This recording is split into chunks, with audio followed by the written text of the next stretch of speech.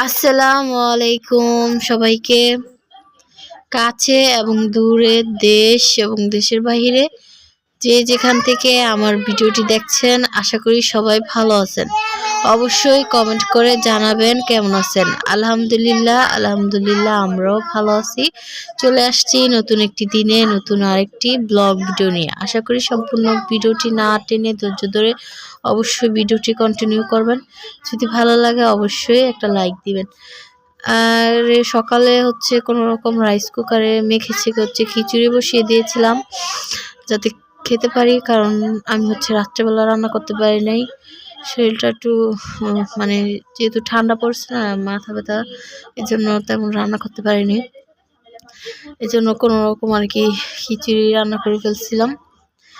যাই হোক, তারপরে এখানে শাশুড়ি আম্মু হচ্ছে তরকারি দিছিল, এগুলো দিয়ে হচ্ছে খাওয়া দাওয়া করছিলাম। আর এখানে আমি রাইস কুকারে হচ্ছে আলু দিয়ে হচ্ছে আমি ডিমটা ভেজে হচ্ছে রান্না করতে চাচ্ছিলাম, কিন্তু মানে ভেঙে কেটে কুটে আর কি সুন্দরভাবে রান্না করতে চাচ্ছিলাম। ভাজবো, তারপরে কাটবো, তারপরে এইভাবে রান্না করতে চাচ্ছিলাম, কিন্তু হয় নাই। রাইস কুকারে সবসময় সব রান্না হয় না, এই জন্য। চোখে শান্তি লাগে আমার দেখলে বন্ধু তোমারে, কি সুন্দর বানাইয়া আল্লাহ পাঠাইছে সংসারে, কি সুন্দর বানাইয়া আল্লাহ পাঠাইছে সংসারে। চোখে শান্তি লাগে আমার দেখলে বন্ধু তোমারে, কি সুন্দর বানাইয়া আল্লাহ পাঠাইছে সংসারে, কি সুন্দর বানাইয়া আল্লাহ পাঠাইছে সংসারে।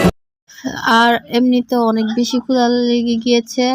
যাই হোক, তারপরে ভাবলাম যে একটু বাইর হয়ে হচ্ছে ফুচকা খেয়ে আসি। দেখি যাই।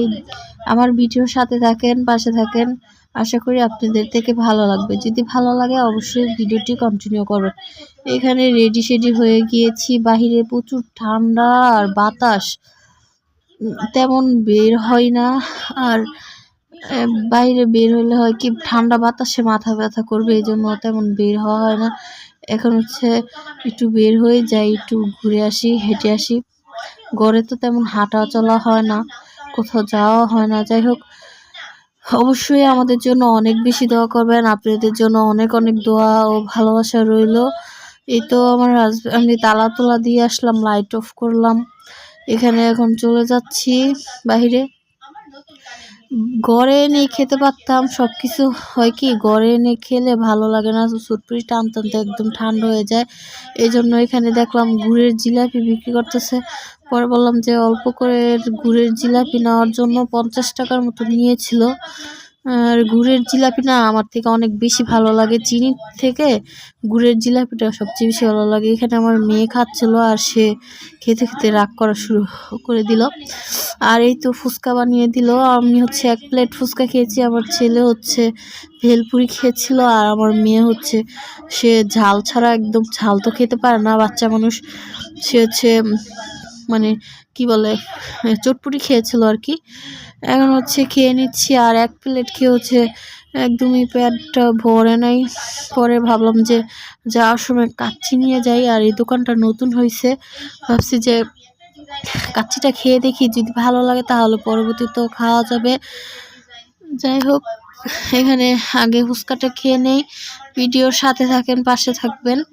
যারা ভিডিও এই পর্যন্ত ছিলেন আপনাদেরকে জানাচ্ছি অসংখ্য অসংখ্য ধন্যবাদ। যারা আমার ভিডিও দেখেন, আমাকে সাপোর্ট করেন, লাইক দেন, আপনাদেরকে জানাই ধন্যবাদ। অনেকে ভিডিও দেখেন কিন্তু একদমই লাইক করেন না, প্লিজ একটা লাইক দিবেন।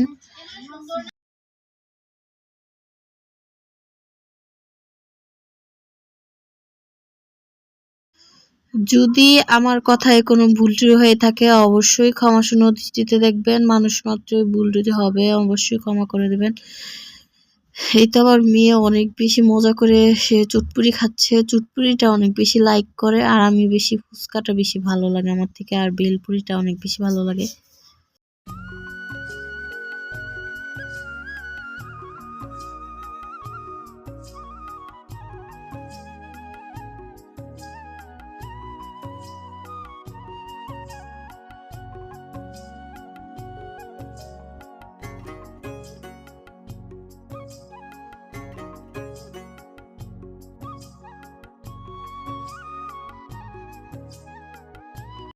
যাই হোক, ফুচকা খাওয়া শেষ হলো, এখন হচ্ছে কাচ্চি নিতে গেল আমার হাজবেন্ড।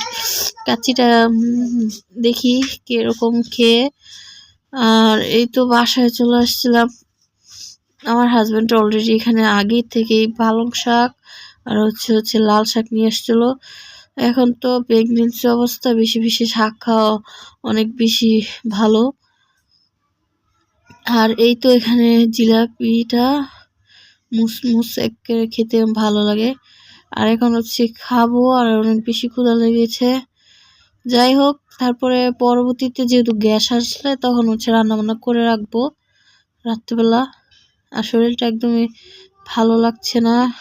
যাই হোক, অবশ্যই আমাদের জন্য অনেক দোয়া করবেন। এখানে রাইসের পরিমাণ ভালো ছিল, সাথে আলু দিয়েছিল, আর মাংসটার পরিমাণটা ভালো ছিল। ভালোই লেগেছে, মোটামুটি ভালো লেগেছে। আমার থেকে বেশি ভালো লাগে ওই খিচুড়িটা, অনেক বেশি ভালো লাগে। খিচুড়িটা না এত ভালো লাগে, মাঝে মধ্যে খাওয়া হয়। আর বাহিরের জিনিসটা যত কম খাবো ততই ভালো। তারপরও সবসময় ভাই ঘরের খাবার খেতে ইচ্ছা করে না। আর আমার নিজের হাতে রান্না করতে করতে একদমই খেতে ভালো লাগে না। মনে হয় যে কেউ যদি রান্না করে দিত আর আমি খেতাম, এরকম আর কি। মাঝে মধ্যে এরকম মনে হয়। যাই হোক,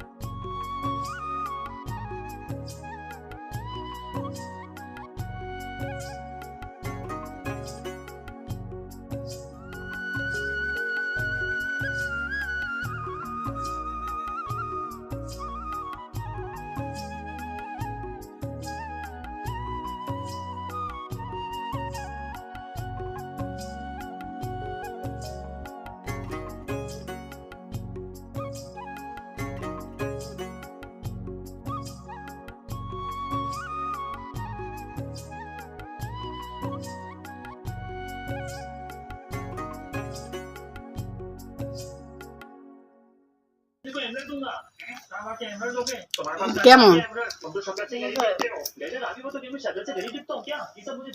খাও? আজকের মতন ভিডিওটা এই পর্যন্তই। আশা করি ভালো লেগেছে। ভালো থাকবেন, সুস্থ থাকবেন। অবশ্যই আপনার ফ্যামিলিকে ভালো রাখবেন, ভালোবাসবেন। আমাদের জন্য অনেক অনেক দোয়া করবেন। আপনাদের জন্য অনেক অনেক দোয়া ও ভালোবাসা রইল। আল্লাহ হাফেজ। আসসালামু আলাইকুম।